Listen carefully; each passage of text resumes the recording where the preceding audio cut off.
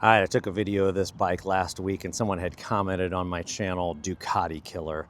That comment made me smile, it made me laugh. It is true, this bike is known as the Ducati killer. It's a well-known term for this bike. But among owners, this bike is also known as the pig. Us owners of RC51s, we do acknowledge that the bike is a little heavy. It is a little down on horsepower. It is a little piggish. And that is a term that we don't use, as derogatory. It's kind of like a loving type term, right? So we enjoy calling it the pig or our piggies. The annual meet, RC51 meet at Deals Gap, the tail of the dragon, is called Pig Fest. So I think we enjoy it, calling it the pig and kind of laugh it up a little bit, right? So, but I thought it'd be a good video to talk about why is this bike called the Ducati killer. The history is well known, but a lot of guys out there may not know of it. And I kind of had done some research of my own and was surprised a little bit at what I found as well. So it does come from racing. It comes from World Superbike. This bike had competed in the 2000 championship and won it in its first year. The year before was in 1999. It was the RC45. So that was a V4, a 750cc V4. So Honda and other manufacturers were competing against Ducati, was running a V-twin that you can go up to 1000cc or just slightly under 1000cc.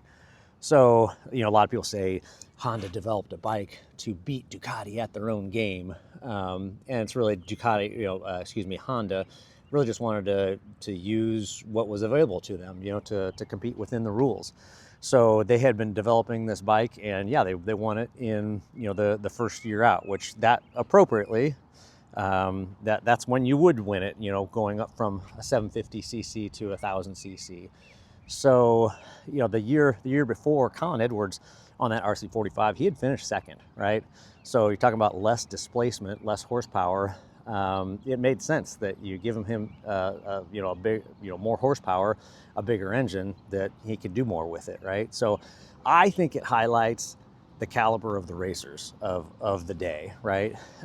So Colin Edwards, obviously a no joke racer, finished second in 99, finished first in 2000. Then in 2001, Troy Bayliss had won the championship on a 996, a Ducati 996. So that sets the stage for an epic showdown between Colin Edwards on this RC51 and Troy Bayliss on the Ducati. What's interesting is in 2000, when Edwards won the championship, it wasn't that many race wins. And same thing in 2001 with Troy Bayliss. Wasn't that many race wins. Consistency was just kind of all over the place. Yeah, they were the better rider. They were more consistent. They were winning more races. But 2002, what's surprising, this was the year that Edwards won the championship.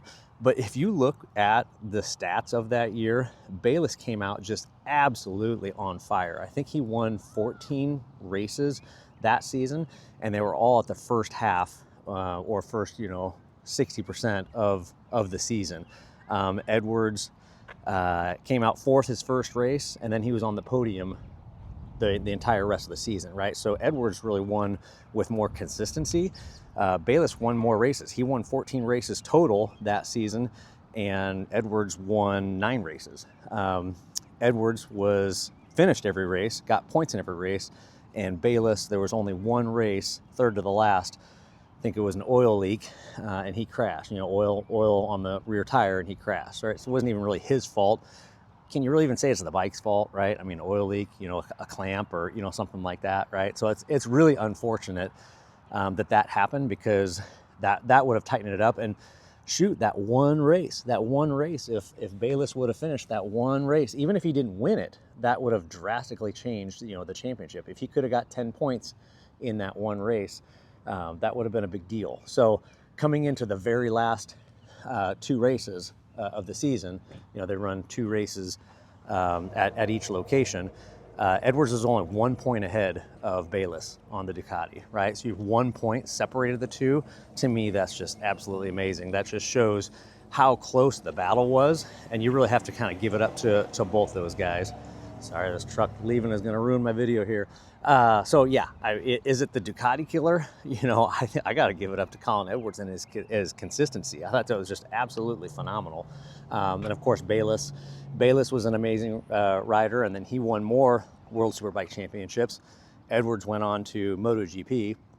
What's interesting is Edwards did great in MotoGP, had factory rides with Yamaha, and was a satellite rider for quite a while after that, but never got the win. And then you got Bayless, who did a wild card in MotoGP, and he does have a win. You know, we talk about Nicky Hayden in MotoGP winning that 2006 championship. Bayless was a wild card in that race at Valencia, and Bayless won that race. You know, so we have all the images of Nicky Hayden with the flag, and you know, taking his dad on the back of the bike for a parade lap. You know, kind of like the flat track days. You know, but really a sensational story of that race too was Bayless on a wild card on that Ducati. That Ducati, obviously, we know the history. A hard bike to ride. Casey Stoner was able to do it, but not many others of that era were able to do it. So we'll do a startup video of this bike. My last video I didn't, kind of robbed you guys a little bit, so we'll do one here real quick.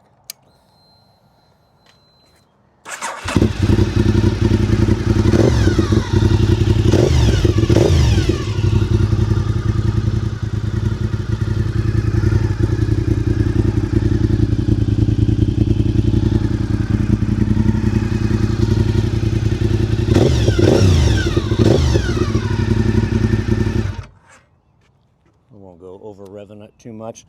I did get new plates on this bike. You guys might get a kick out of it. There we are. If you've seen it already, took a video last week of it. Pretty happy about those plates. So if you like what I've got here, I've got an RC51 here. I've got also a 701 Supermoto, got a Grom, and I do have a Ducati V4R on the way. I'm using haul bikes. It's taken a little while to get here. So let me know in the comments what you think. Is Ducati killer, is it cringe? Do you like the moniker? Do you prefer Pig or Piggy? What would you call this bike? All right, thanks guys, appreciate it.